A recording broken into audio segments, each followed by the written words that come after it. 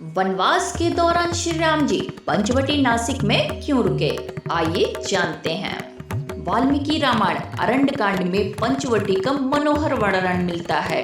इसके अलावा पंचवटी का वर्णन रामचरितमानस, रामचंद्रिका, साकेत, पंचवटी एवं साकेत संत आदि काव्यों में मिलता है।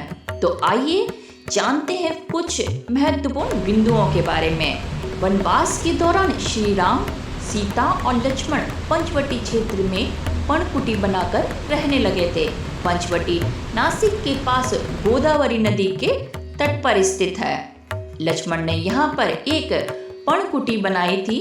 यही वो जगह है जहाँ राम और सीता लक्ष्मण के साथ एक कुटिया बनाकर रहते थे। इसी कुटिया के बाहर से रावण ने सीता का हरण भी किया था।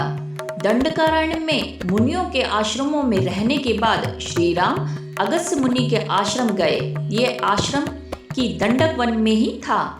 यह आश्रम नासिक के पंचवटी क्षेत्र में है, जो गोदावरी नदी के किनारे बसा है। यहीं पर लक्ष्मण जी ने सूर्पनखा की नाक भी काटी थी। संभवतः इसीलिए इस स्थान को बाद में नासिक कहा जाने लगा। तो अभी आप समझ गए होंगे कि इस जगह का नाम नासिक किस कारण पड़ा। यहीं पर राम लक्ष्मण ने खरवा दूषण के साथ में भी युद्ध किया था।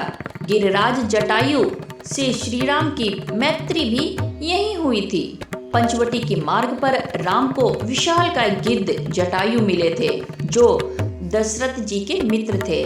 मारीच का वध भी पंचवटी के निकट ही मृगयादेश्वर में हुआ था। यहाँ पर आज भी श्री राम का बनाया हुआ एक मंदिर अखंड रूप से विद्यमान है। पंचवटी में 5 वट के पेड़ हैं जो आसपास हैं। इसी वजह से इसका नाम पंचवटी पड़ा था। नासिक के पंचवटी के क्षेत्र में सीता माता की गुफा के पास 5 प्राचीन वृक्ष हैं, जिन्हें पंचवट के नाम से जाना जाता है। वनवास के दौरान राम, लक्ष्मण और सीता ने यहाँ कुछ समय बिताया था।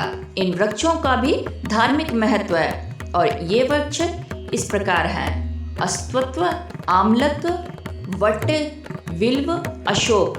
तो हमने ये तो जान लिया कि नासिक का नाम नासिक कैसे पड़ा और पंचवटी 5 वट के वृक्ष अर्थात बरगद के पेड़ों से नाम निकल के आया है पंचवटी। तो अब हम जानते हैं पंचवटी से जुड़ी कुछ और खास बातें। पंचवटी से लगभग 30 किलोमीटर दूर ब्रह्मगिरी पर्वत है। इसी पर्वत से गोदावरी नदी की शुरुआत मानी जाती है।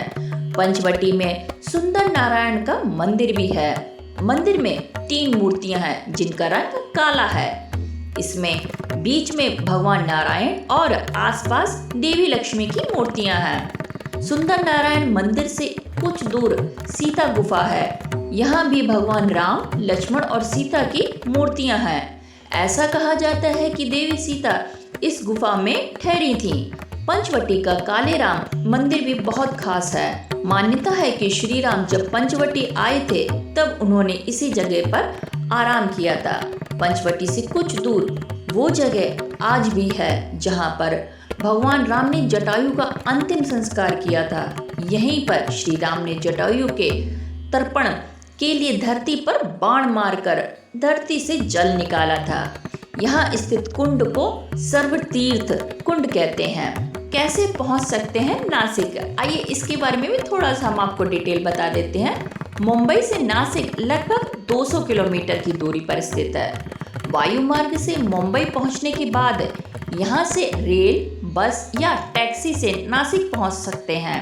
अगर सड़क मार्ग से आना चाहते हैं तो नासिक पहुँचने के लिए सभी बड़े शहरों से कई वाहन उपलब्ध हो सकते हैं। मुंबई से नागपुर, कोलकाता, बिहार और उत्तर प्रदेश की ओर जाने वाली किसी भी ट्रेन से यहाँ पहुँचा जा सकता है। तो ये थी रामायण के समय पंचवटी में श्री राम द्वारा हुई कुछ महत्वपूर्ण घटनाएं।